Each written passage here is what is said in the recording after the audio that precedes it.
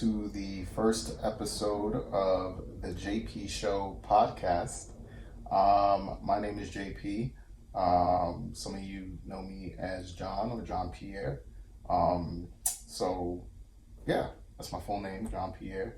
And welcome to the show. Welcome to the first episode. Forgive any technical difficulties, any audio. If it sounds bad, my bad. It's just the first episode. I'm gonna get used to this. But yeah. So pretty much my show, it's about my passion. I'm a filmmaker. I'm a screenwriter. I'm a former actor. Who knows? Still might be acting. I don't know yet. But yeah, my show is pretty much me and sometimes guests just talking about films and television, and we'll just connect them to the topic. The topic connects to life, and how could the movie or TV show we're discussing relate to the topic of life of the episode. Yeah, so today's first episode, we're going to be talking about a classic. All of my 90s babies know about it. All of the 2000 babies know about it. Yeah. I don't know if the 2010s babies know or give a shit, but, yeah, this is The Matrix. We're going to be talking about The Matrix. Classic movie. Changed cinema forever. Let's not even forget that. That movie changed movie making forever. Like, we got what we got today because of a small little sci-fi philosophical thriller that came out in 1999. And it's 2022. Look where we are today. God damn. So yeah, the reason why I wanted to discuss The Matrix is not only what obviously what it's done, but how it's impacted me. Definitely one of the coolest movies ever made. I'll never forget that. I remember the day I saw it. I don't remember the dates, but I remember the day. I remember I was with my mom, and it was a Wednesday or a Thursday night. Yeah, I think it was a Wednesday night, and she took me to the movies. I was like, this is strange. It's a school night. Why are we... what are we doing right now? And she was just like, no, we're going to the movies. And I just remember being confused. And I was just like, okay, but happy, like, yay, like, okay, Wednesday night, we going to the movies. I remember at first I wasn't so into it because I'm just like, first of all, I'm a kid. This is 99, so I'm 8, right? I'm 8 years old, right? This has nothing to do with anything I watch on Saturday mornings. Any of my toys in my bedroom.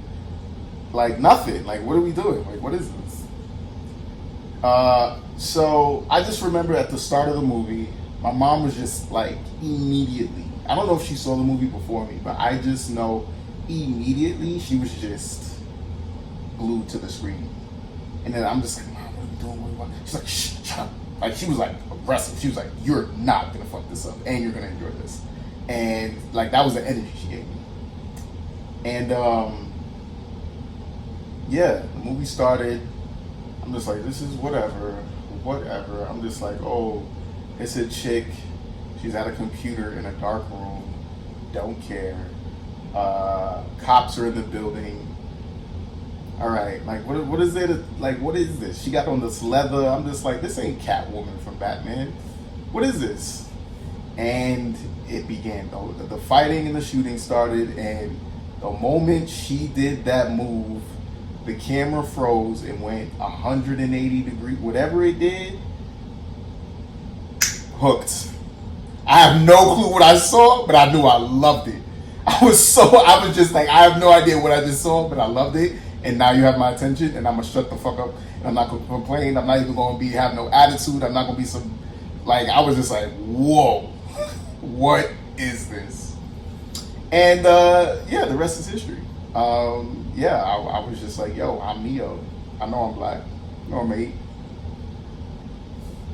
Where mom, I would like a leather coat for Halloween because Neo. Like, what are we doing?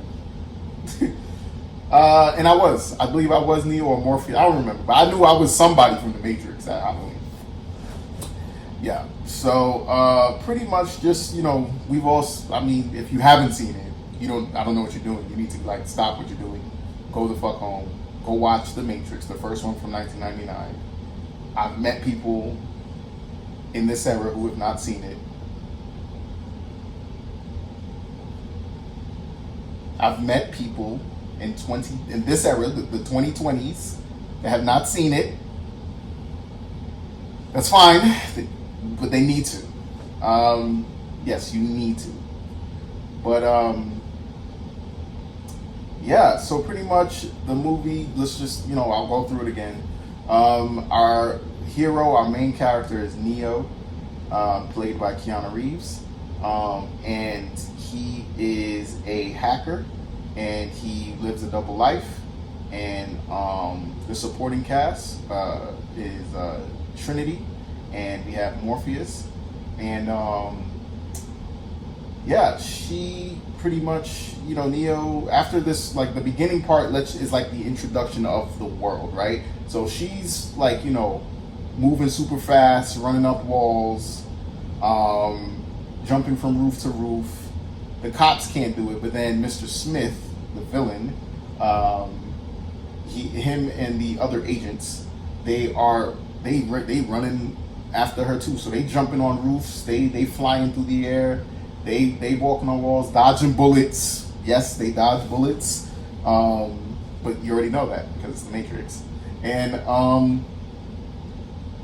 yeah, after that scene, it cuts to Neo. He wakes up, and before I get to that, there's how that scene ends is she runs to a payphone. Okay, so all the Gen Zers and the people born after like 2000, a payphone are phones because not everyone had a cell phone. Whoa. 20, 30 years ago, not everyone had a phone. Payphones were phones that were in the middle of the streets in major cities and towns, pretty much anywhere you go in the world. They were landlines. I don't even need to get into the whole phone thing. Just know you put in a quarter, you stand in this booth where there was a phone, and you were able to make phone calls. That is it. No apps, no music, just phone calls. Who knew cell phones were for calling people? So, yeah, but yeah, and there are cell phones in this movie, but we'll get to that. So, the reason why I bring up the phone is because the payphone and the landline, which is a phone connected to the ground to a line, an actual wire, it's important because that is how we also got on and off the internet. For those who haven't seen the movie, I'll explain later. So after that scene, but at the end of that scene, she answers the phone, and then the dude runs a truck into the payphone, and there's nobody after he pulls the truck out. So, and they're explaining, she's like, oh, she escaped, and da-da-da-da-da. And first time watchers in 1999, they're just like, what? Where'd she go? We get to our hero, Neo. Introduction to our hero, main character, Neo, Keanu Reeves. He wakes up, and his computer is writing to him as if someone's hacked his computer. And they're telling him the Matrix is real, follow the white. Like, he's confused, but he was just like, he's also intrigued. He's just like, yo, what is, like, it's kind of like he already has like this weird like thing going on. We're just like, yo, who is this person on my computer? But why do you know my thoughts, right? Like, why do you know my interests? And then there's a, they type knock knock, and then boom, there's a knock at the door. Creepy. These people that come to the door are like probably like I don't remember, but I know like they were just like, you know, not low lives, but like they're in the underground, right? Like he obviously lives a double life, so he has like I guess a virus or something that this guy is buying it off of Neo, and you know he's got his crew with him, so he's like, you know, again underground, got his crew, got his woman next to him. They look like goth metalheads, like punk. Um, there's a lot of steampunk influence in this movie too, but like I would say like a mix between steampunk and goth. I would say that's how they looked. And one of the last things that the Trinity, who was the hacker on this computer, go watch the movie, said to him was follow the white rabbit.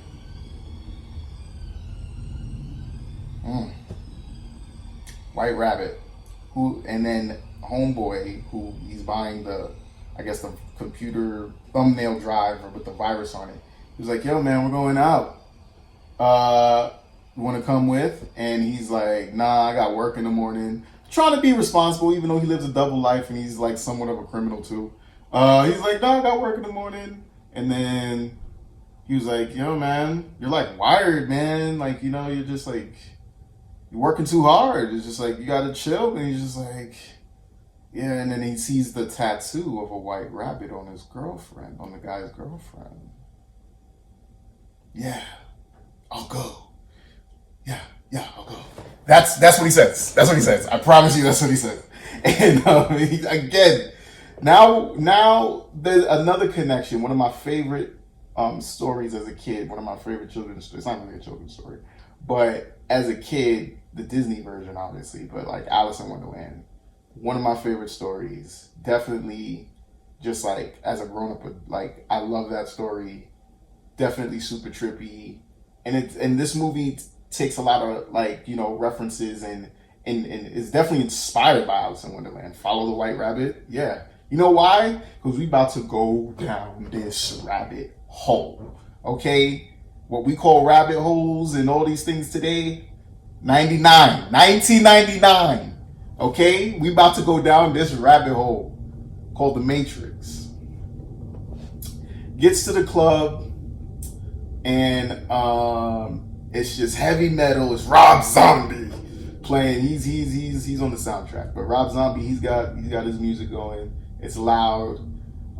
His homie, well not his homie, but the guy, you know, he's doing business with. He's in VIP. He got the chairs, girl with him. There's drinks. They having a good time. Metal, heavy metal playing.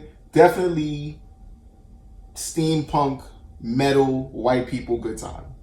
You know who's not having a good time? Neo. But he said, "Fuck it. I'm gonna follow the white rabbit. I'm here. I'm not having a good time. I'm gonna lean against this wall." Who's leaning on the other side of the wall? Trinity comes out of the shadows, or comes up behind him. I don't remember. But Trinity shows up, and she was like, you know, guess who I am? And he's like, "You're the Trinity? I thought you were a guy." And she was like, patriarchy, most men do. Yeah, I'm pretty incredible. I was a hacker. I was into all of that too. And yeah, I'm a woman. And he was just like, "Yo, what is the Matrix?" And she was like, "Look," whispers in his ear. I can't see, you know what I mean? Like, it's, you feel it, you know what it is. And she just, no. He doesn't say what is the Matrix. He doesn't say that. He does say it, but not in the scene. She was just like, "Look, I know you feel it. You just feel out of place. You just feel something's wrong. You feel like something's not adding up. Like, I get up, I go to work, I come home, I go to my second job. I'm a hacker, one of the world's best." That's another thing they mentioned. He's like one of the best hackers in the world, and I live this double life. You know what I mean? But I'm a regular dude. Like, I'm just this computer geek, and it is what it is. But she's like, "Neo, I know you feel it, my nigga." Well, she don't say that, but she was just like, "I know you know something wrong. Something is whack. Something is wrong.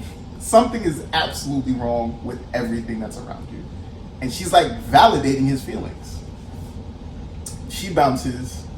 And cut to, he's late for work. Go figure. Yo ass went out. And then, you know, one of the best hackers in the world is getting shit from his boss. Not even his, like a super. oh my god, just one of these, just like, not even corner office, but have like the like window view. They don't have a view. They have their own office, so they got the window, and they feel important, and just like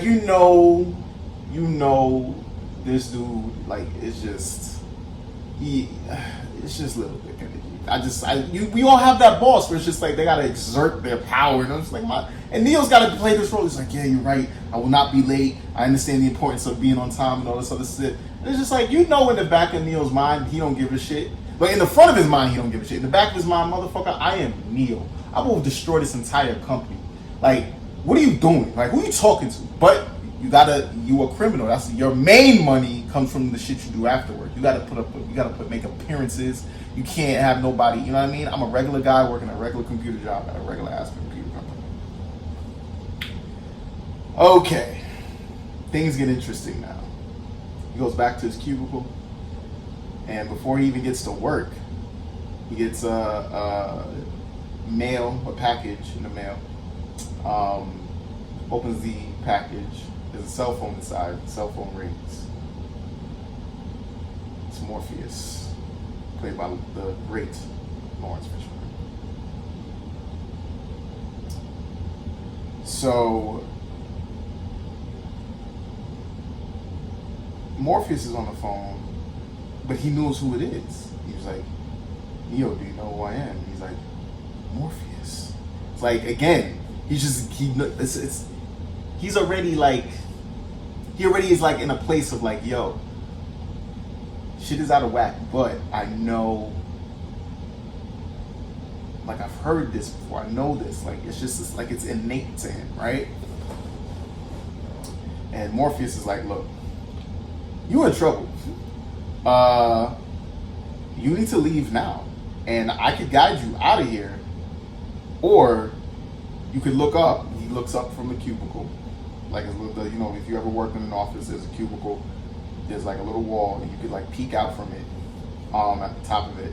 And he was just like, or you could go in the custody of the authorities. Who the authorities? Smith and the other two agents. Yeah. So he's like, nah, F that, I'm out. So he's listening to Morpheus. Morpheus is like guiding him through the office. He's like, yo, duck down, run to the other cubicle, hide behind this person, run to this office, it's empty. And then once Neo's in the office, he's like, yo, open the window, there's a scaffolding on the side of the building. How does a man on the phone know all of this? So he's like, wait, what? What are you talking about? Go outside? Like, bro, I am in a skyscraper, dog. And he's like, yo, again, there's only two ways out the building. Either you listen to me, you just get to the scaffolding that will take you to the roof and we can get you, or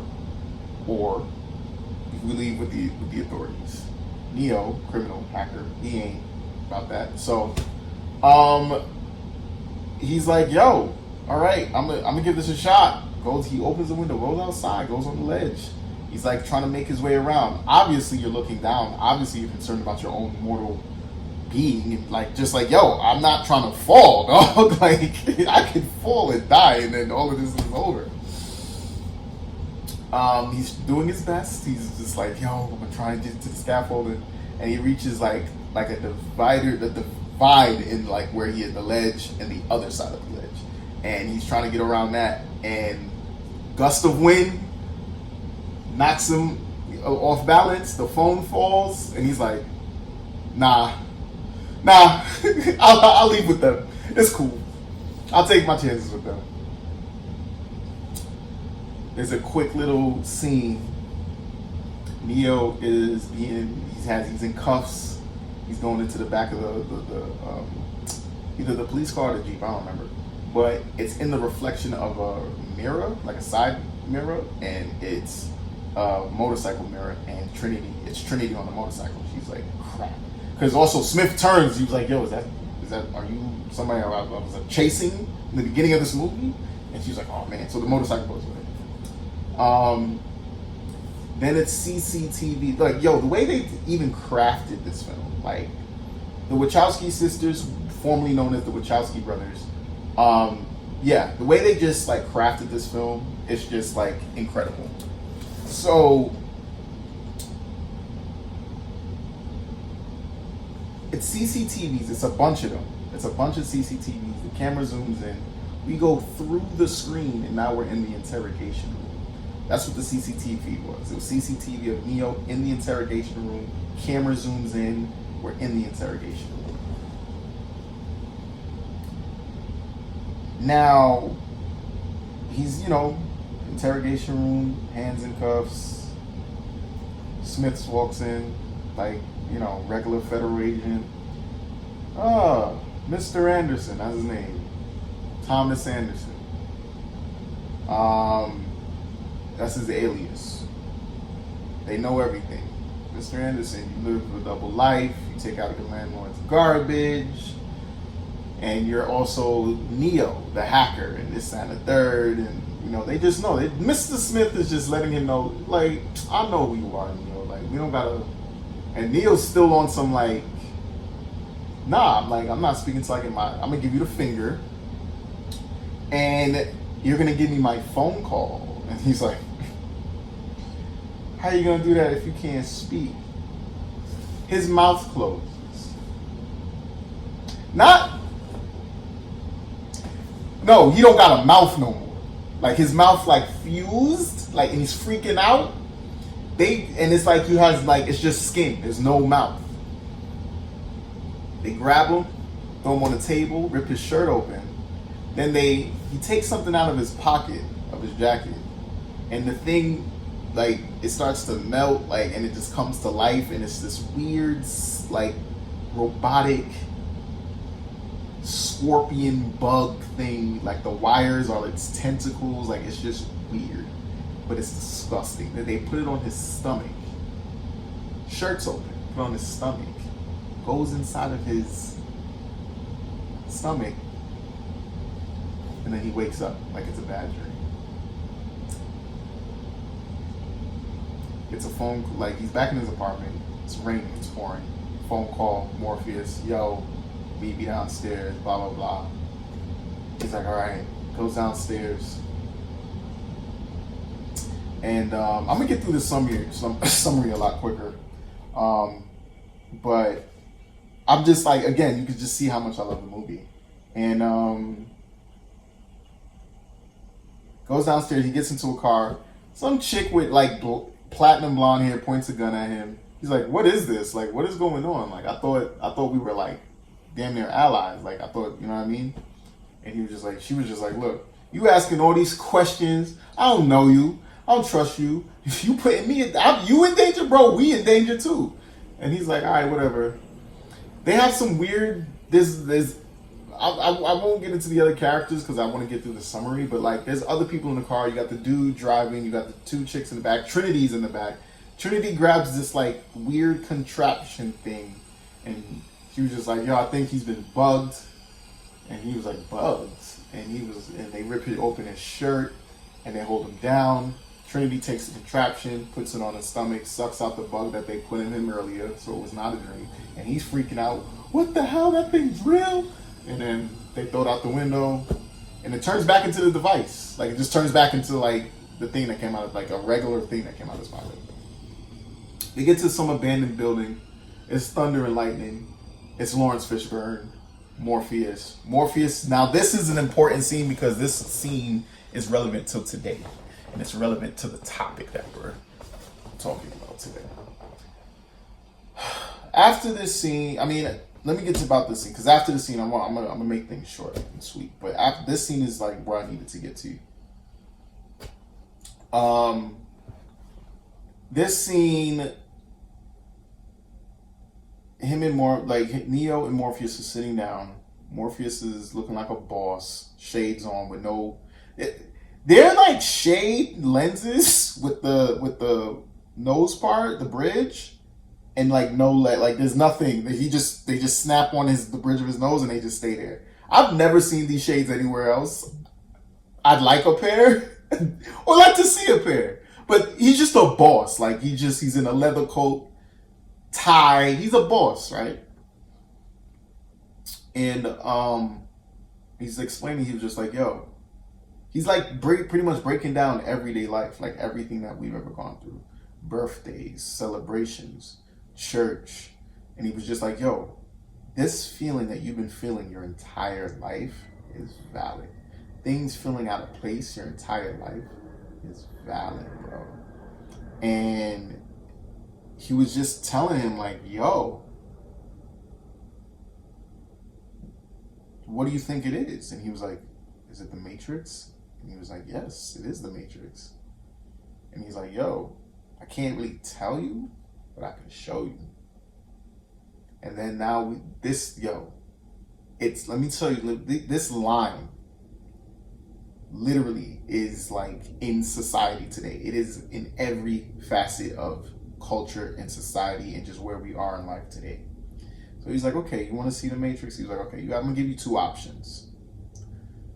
Take the blue pill. He goes back and going back into the Alice in Wonderland reference. You go home, you wake up, and you go back to the life that you had, and everything will be as what you consider to be normal. It will just be that. The blue pill. You take the red pill, and we get to see how far down the rabbit hole goes. The red pill.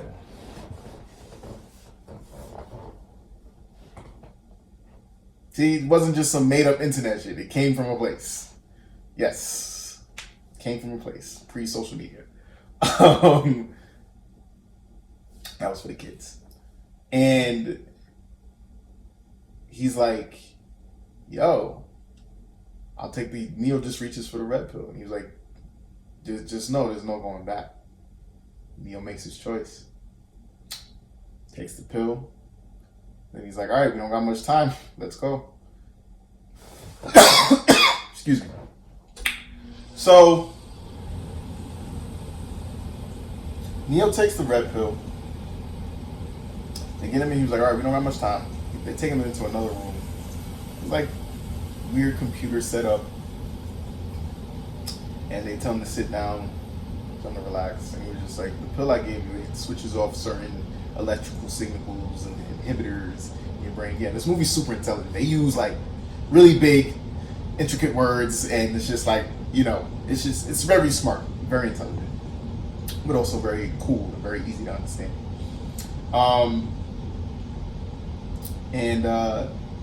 Things in the room start to like, Neo starts to feel weird. It's like he's high, and then he's like looking at the mirror, and the mirror, it was like a cracked mirror, and then the cracks began to form, and there was no longer a cracked mirror. He was like, what's happening? Like, what's going on? Then he's like, puts his finger in the mirror. The mirror is like this jelly, weird, liquid mirror material. I just wanted you to know this was all CGI in 1999. I mean, it's not the CGI we have now, but for 1999, that shit was fire, and it still looks good today.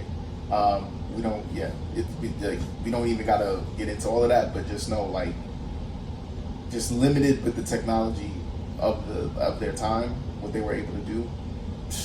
Again, this movie changed movie making forever. It's honestly like bigger than anything that's won an award or anything. But let me not get off track. Yeah, so he pretty much, the mirror becomes a part of him, and he's like, yo, what is this mirror? Like, why am I becoming the mirror? All this other stuff, yo. All this other stuff. He's like, goes into his mouth. Then he's like, camera goes into his mouth with him, and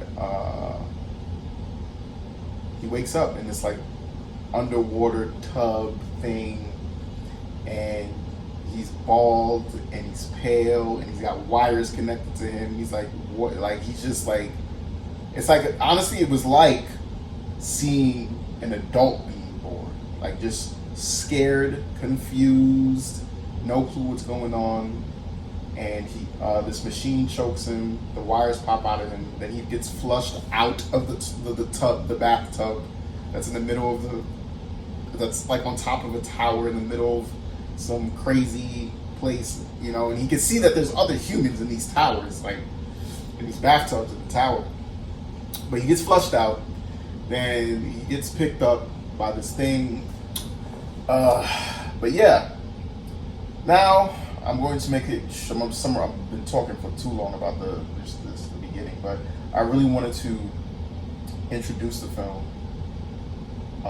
Get to now we're in Act 2, right? I just wanted to get out of Act 1, and now we're in Act 2. Neo is basically now out of the Matrix. He's like in the real world. And the real world is some post-apocalyptic society. Morpheus kind of breaks it down to him. Humans made machines. We invented artificial intelligence. Again, this is why I wanted to get into the beginning.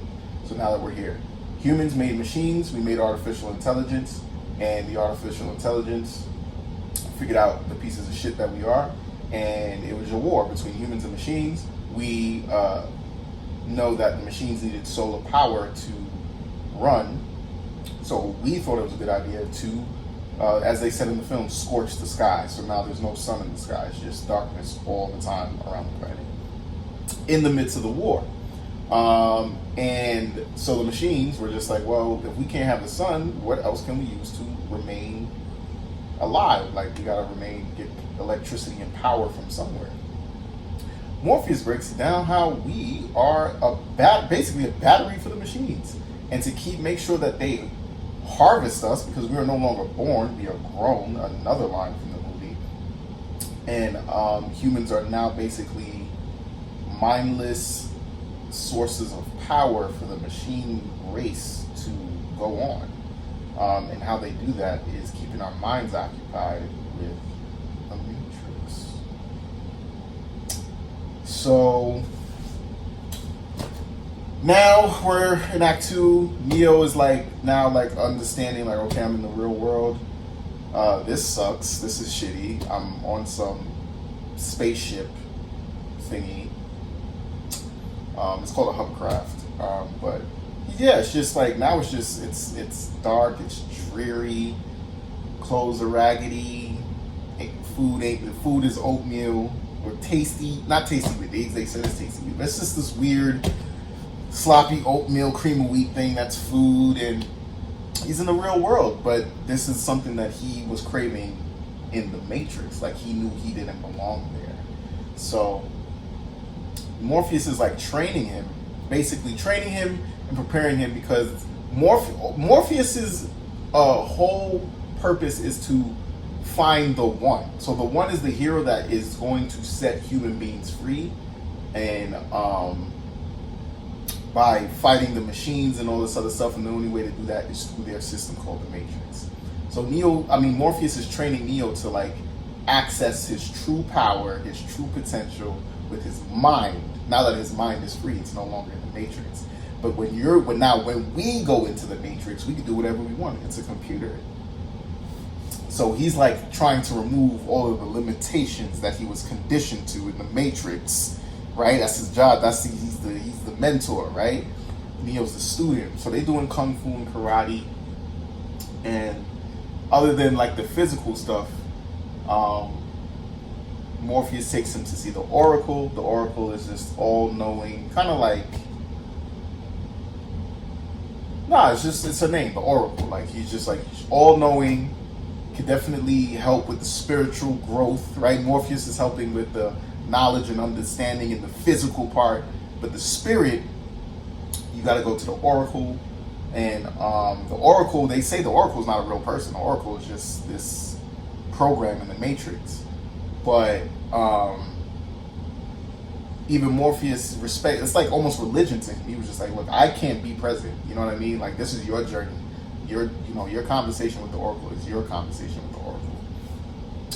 And, pretty much it's about like belief, right? Believing, really, really believing, right? No ego, no none of that. Just straight up belief that I can do this. I can do, you know what I mean? I could be the one. Neo still has doubt. That's what that whole scene and that whole conversation between him and the Oracle is just like, yeah, kid, you ain't got it, man. I don't think you're the one. You got doubt. You got doubt in you. The one don't got no doubt. You're the one.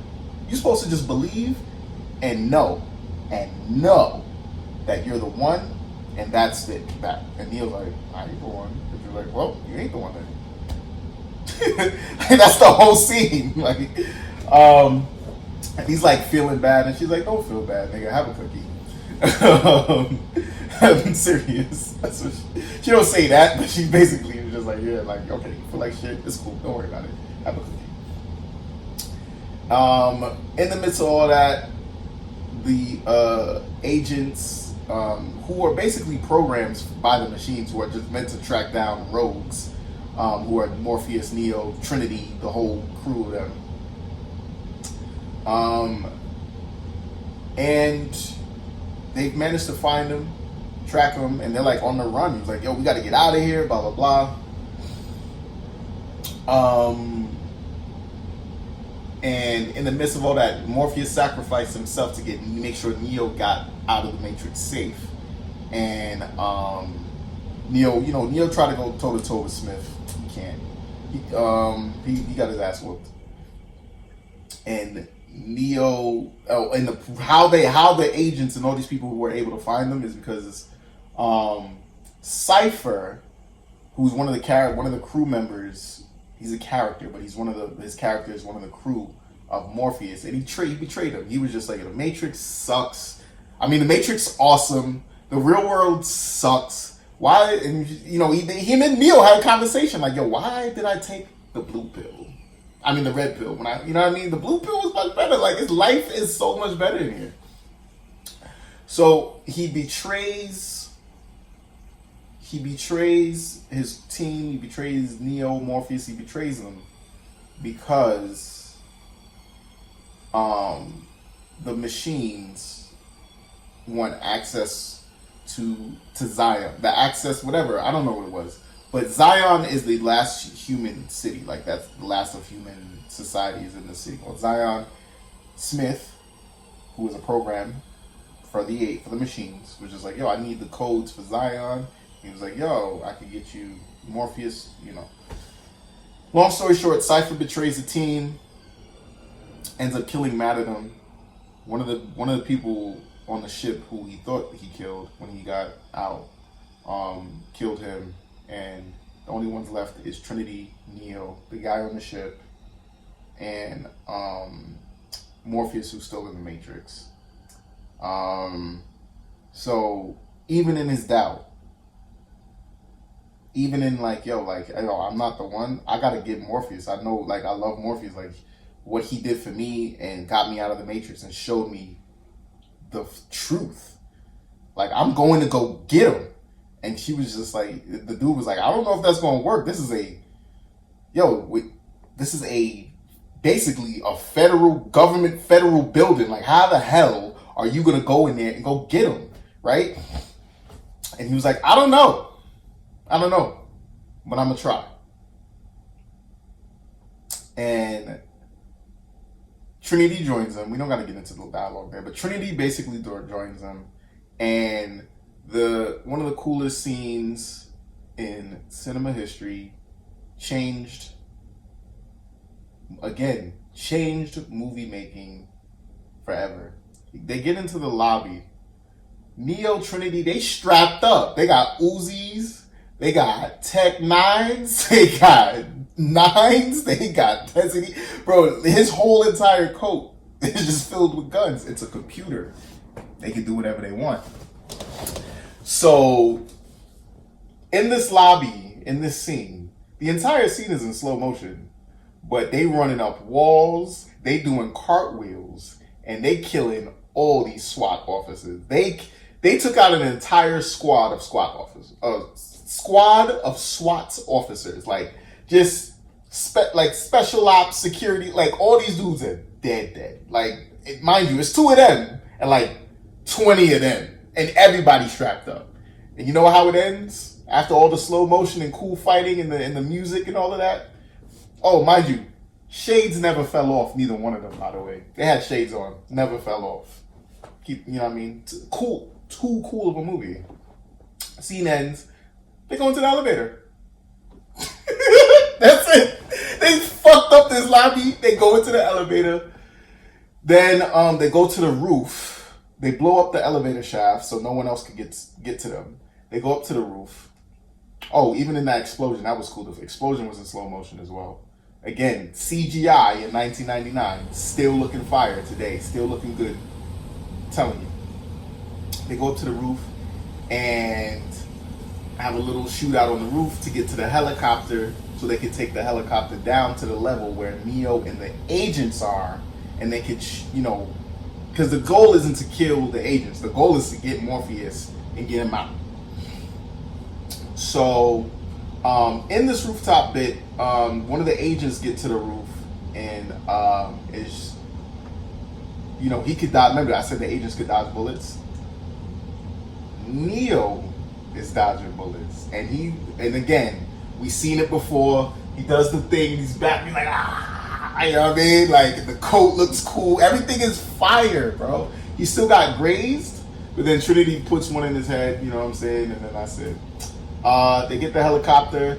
They get the minigun, shooting them. You know what I mean? Take out the whole level. They don't hit Morpheus.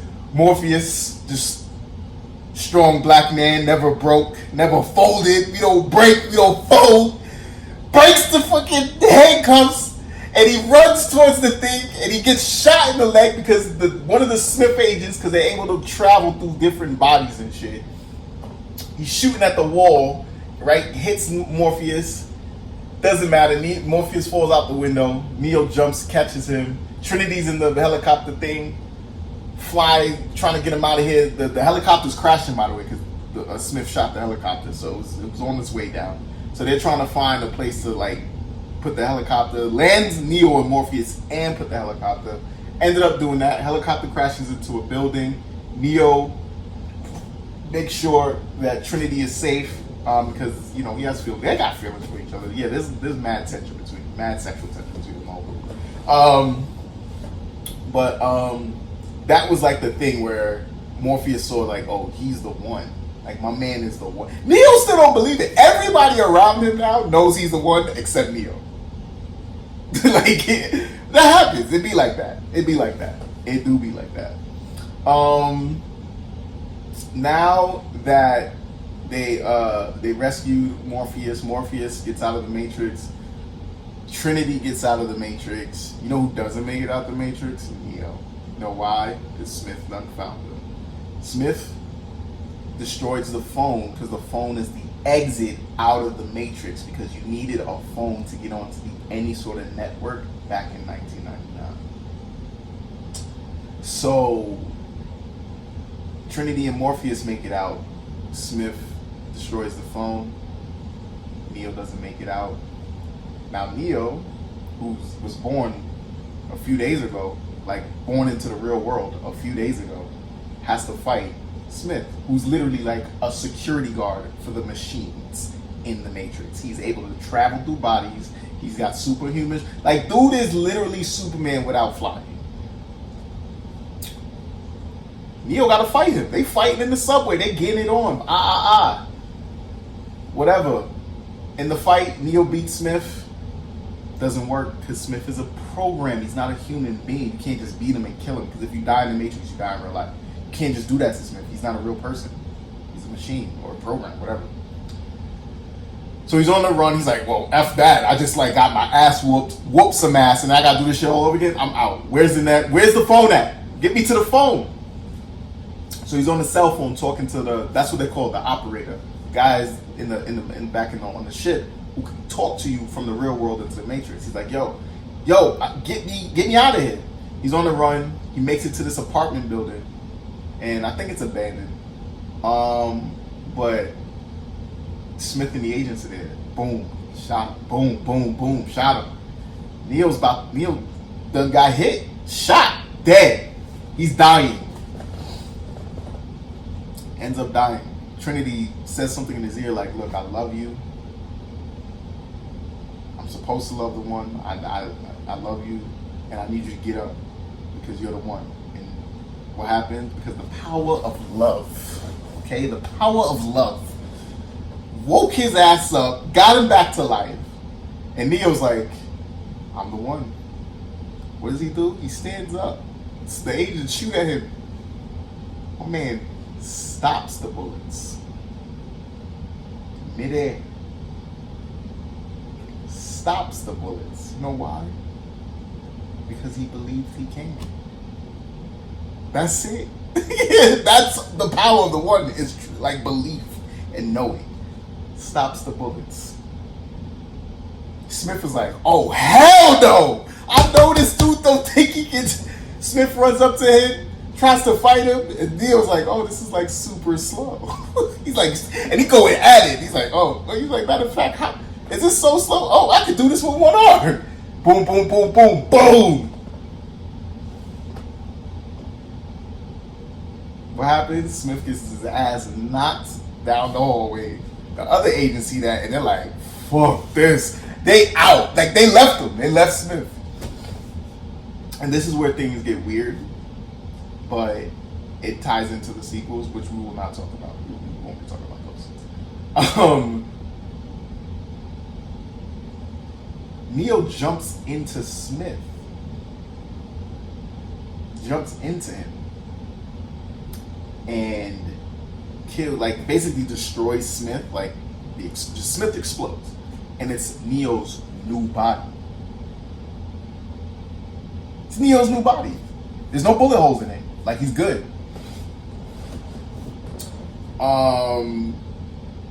And pretty much the movie ends. And he's like, yo, I know what you're doing. I know what you're watching. I know what, you know what I mean? And it hangs up on his phone call. Rage Against the Machine plays. It's 99. Rage Against the Machine plays. And he's in the middle of the Matrix. He's like in the middle of like Midtown, New York. Just like in the middle. And it's just people in the center. And he's looking around like,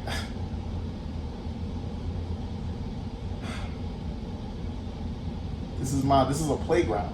This is my playground. And I gotta get these people free.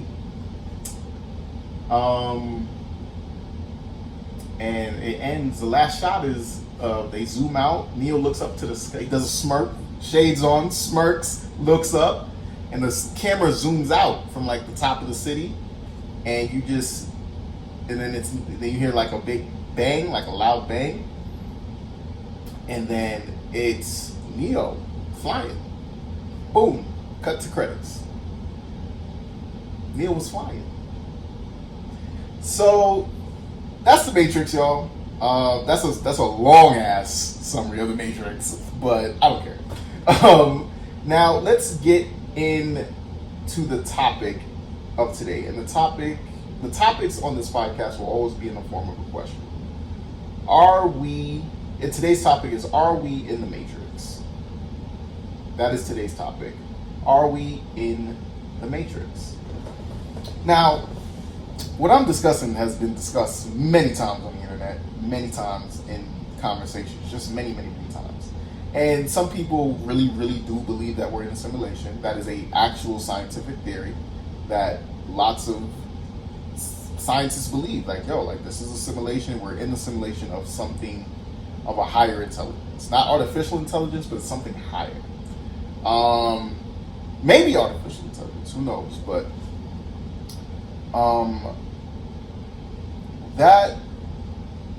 that's not a hot take for me. Like, that's not. I honestly don't know. I don't know if I'd be shocked. I would, you know what I mean, or sad. I don't know what my react. Like if tomorrow I woke up in the same situation as Neo, I'm just like, yo, why am I in this bathtub in the middle of some tower and there's more people in bathtubs? And it's just like, you just don't, again, like, I just don't know. Who knows? Or maybe it's not me that's supposed to be alive. Maybe I'm supposed to just live and die in this simulation, if it were one.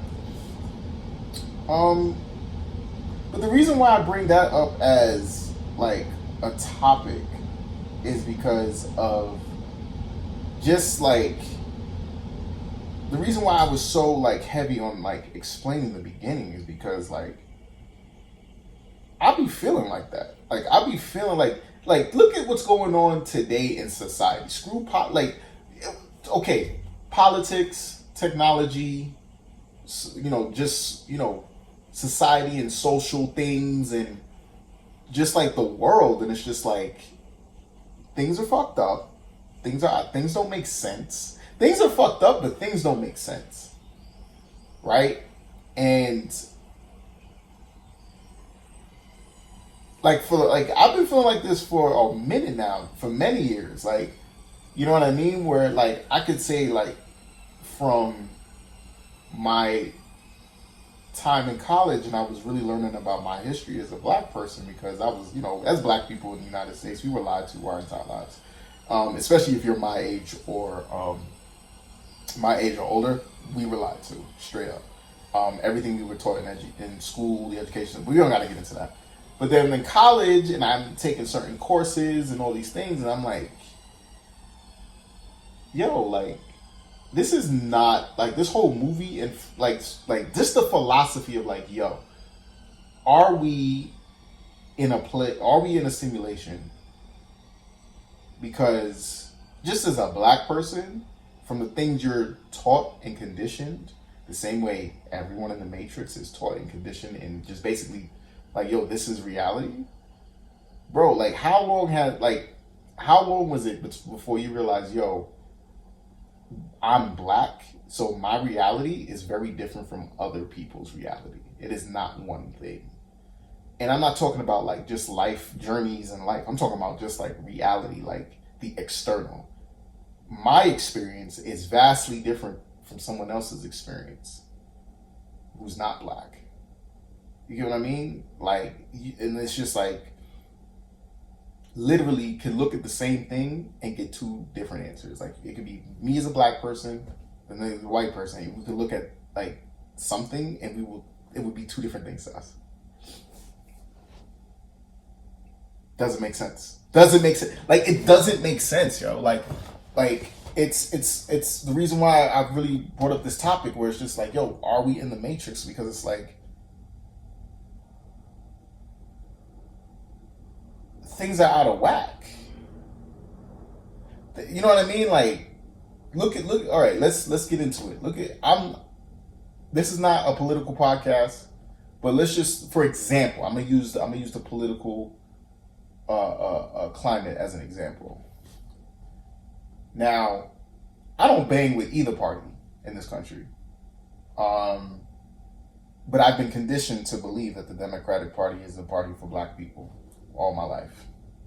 And then I became an adult, and I would realize, oh, without taking any pills, oh, I've been lied to.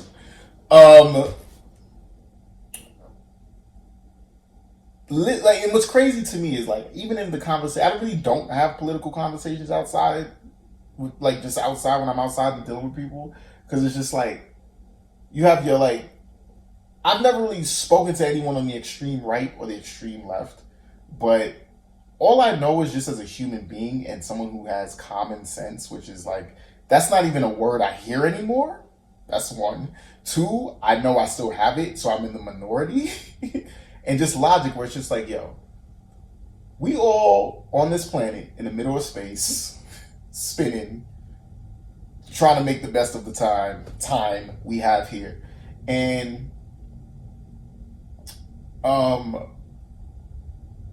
like, it's literally people that's like, yo, if you're not a Republican, you're not an American, and the Republican way is the way to freedom in a fruitful, like, just having like the best life ever. And then you have people who are like, yo, how could you follow like a party that's like this and like that? And when there's like, then there's the left, and there's the Democratic Party, where it's just like, no, this is about inclusion and everybody, and making sure, this is the best way to live. And I'm just like, and it's like, this literally has like the country going at it right now. And I'm like, I could have sworn we all wanted the same things. I could have sworn that. I could have sworn we all wanted a decent job that could support us, right? Because we are under this another made up thing called capitalism. If you hear the AC in the background, excuse the AC, just switched on. But I live in Las Vegas. It's hot. No, I'm not switching off the AC unless it's absolutely an audio issue. If it's not, deal with it. But yeah, it's just like I cannot believe adults, grown adults, my age, older, younger is like okay, but even younger. But like, what surprises me is older. Like you older, you're supposed to like be knowledgeable and ICAP, but clearly that's not fucking true. But it's just like we're at a place politically where we cannot where you can't have the two extremes have a conversation. And there's been a time, even in the heat of war, two extremes could sit down in the same room to come to some sort of common ground. Not saying that you gotta like this person, not saying you gotta bend to this person's will, but it's like common ground means we want these things, the both of us. Let's make what's the best course of action to make that happen. My God, the way things are in this country,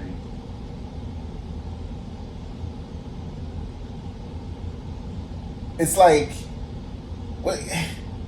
everybody wants to be able to have a good job, a roof over their head, be able to send their kids to school, make sure they get a good education, and so they can go on to live a better life, hopefully a better life than what you have, if not a comfortable life. That is not even an option for most people anymore. And they're literally saying it's the other side, and it's these types of people who are doing it, when it's actually not that. But again, let's tie it back to what the movie's about. The Matrix, technology, and how it's fucking with our minds. It's fucking with us, bro. Literally, yo, I'm in this weird generation, in a weird space, in a weird time, where I remember the world before social media, and I remember the world before this huge technological boom, and it's fucking not scary. I'm no longer, it was scary to me. It's just at a point where it's just like, damn. It's kind of like, I can't even find the word, but it's just like, it's really strange to witness. I'm gonna have stories when I'm old, if you know what I mean. If I make it there, like I don't know what's gonna happen with society. I don't even know, but like to literally see here, there isn't pretty much anywhere. And here's the thing: I could say I'm a part of the problem too. I'm a part of it. I feed into it, where it's like I literally hear everyone repeat the same thing. Maybe not word for word, but literally the conditioning of ideas, ideals. It's just kind of sick, where it's just like, yo, what happened to individual thought? What happened to critical thinking? Because everybody's saying the same things, just in different ways. So it's just regurgitated. And it's just like, and it's just like, what's crazy is like, I feel like when I was in my late teens, early 20s, and questions were being asked, and the world was being fucked up in different ways, from the, the war in the Middle East, and things going on in the financial market, and then we had the big recession in 2007, 2008, and I'm becoming older, and I'm asking questions and questions. Then all of a sudden, it was just like noise injected into society, because we're now that we're more connected than ever, right? Millennials, we are the ones who are responsible. We are the generation responsible for social media, right? Mark Zuckerberg's is a millennial. Tom from MySpace, I took it back. He's a millennial. Figuring out ways to think it. And here's the thing: it's one of those things where I knew those computer guys and them nerds. They were like, "Yo, we want to connect because if we connect and there's a flow of information," and that's a thing with computer people and hackers, just like information should be free flowing and free, and everyone should have access to it, and things shouldn't be in the way of that. And the belief of connecting the planet through technology, through the computer, before the cell phone, through the computer, that would change that. Now we could have Discord and conversation and all these things. That didn't work. That didn't happen. And it was just an injection of noise. And it really showed, like, it really shows who we are and how primitive we are. And I feel like I think technology is definitely, it's not going to surpass us. It has surpassed us because our phones think for us. We go onto YouTube, we have an algorithm, we have a fucking math equation that directs us to the shit that we know we're going to consume or they're going to force us to consume. And we are going to regurgitate that. So then you got a new rise of hate groups. You got a new rise of all types of it's just divided. Not even in this country, across the planet, where it's just like the best. And this is like a war tactic. This is a philosophical war tactic. This is like dark psychology. This is like on a global scale. If you keep a population distracted and consuming, that is the best time to control them.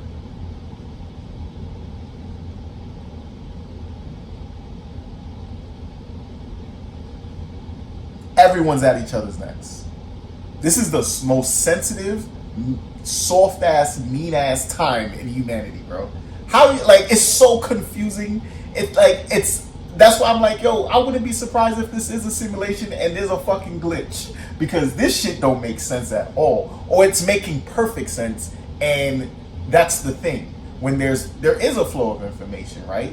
Like I said in the beginning, there was questions being asked and people getting access to information, and all of a sudden the information, like the topic of what is important in the information has changed, where it's just like it's about politics and religion and gender and sexuality and, you know, systems, capitalism and socialism. Like, it's a bunch of just things that just like, yo, like, this is not like what the human experience is supposed to be, not in my opinion.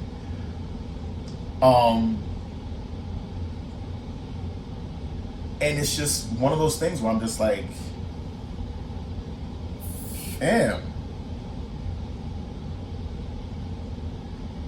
Can not a little movie, but like a movie that was like, came out in '99, like, I say what you want, like, it was warning us, man. And it's just like, this is not new. Like, this is not, this whole concept of like thinking that technology is a problem, it's not new. Terminator, fucking, just like, what was it, Terminator. There was another one where it had nothing to do with technology, but it had to do with, like, you know, the Illuminati and powers and like a small group of people running the world. And it's just like, I don't know, man. I don't know. Like, things don't make sense no more, man. Things don't make sense no more.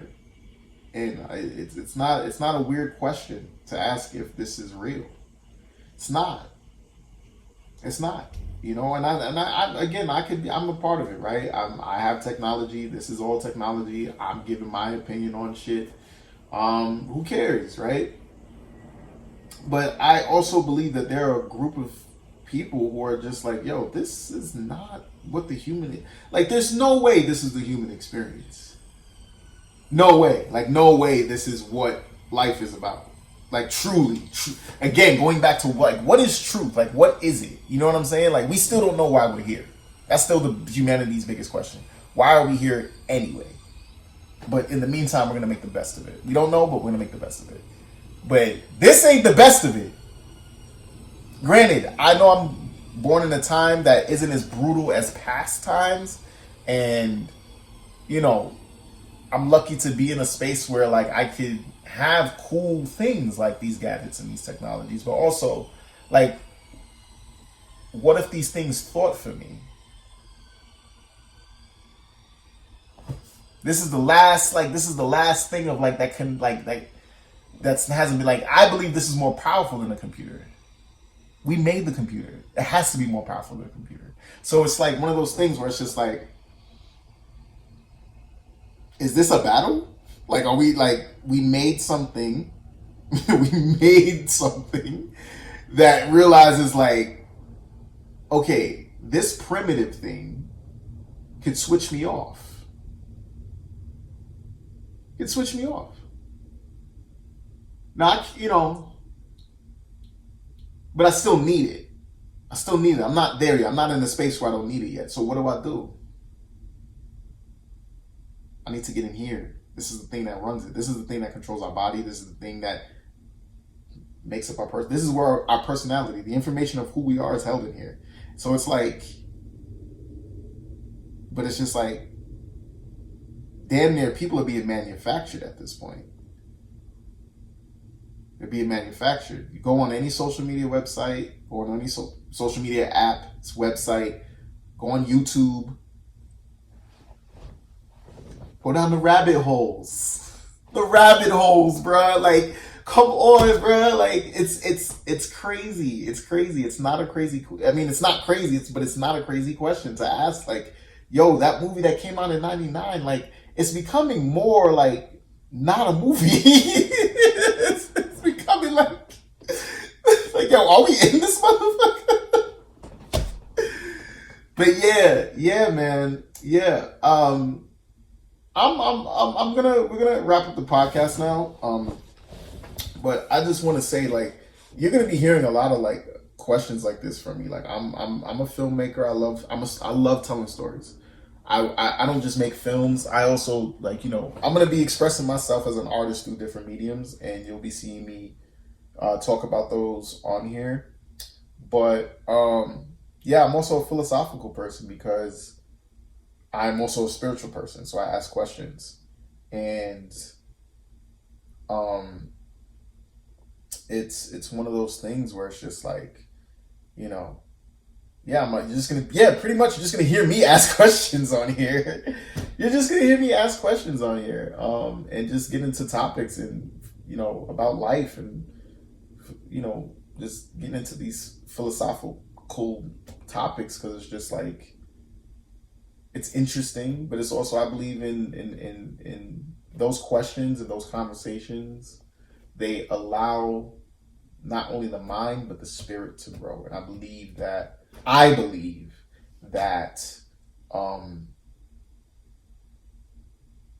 you know, just as much as you have to grow as an individual externally, right? You know, personality, growing, you know, dealing with your emotions, taking care of your body, those are all important, but also the soul, spirit, like, you gotta, like, I think connecting to that and getting that to connect to the earth, getting that to connect to the universe, because we all come from that, if this is not a simulation. Yeah, I think that's the most important thing. I think that's what it is. And I believe that's what it is. But that pretty much wraps up the first episode of the JP Show, the JP Show podcast. And, you know, I call it the JP Show, by the way, because this is going to grow over time. There's going to be a better setup. There's going to be just better everything. And I'm hoping it to get to a show level. But it's, you know, it's my podcast and it's my show. So I'm going to call it that. But yeah, that's the end of this episode. We talked about the Matrix. We asked the question if we are in the Matrix. I don't know, but I wouldn't be surprised if we are in this motherfucker, because shit don't make sense. But anyways, y'all have a good week, and you'll be hearing my, you know, look out for episode 2. You'll be hearing that come out probably Friday. So I'll discuss the schedule and all these things about, like, when I'm going to be putting out episodes and stuff like that next episode. But yeah, end of episode 1, JP Show podcast. And enjoy the rest of your week, everybody. Bye.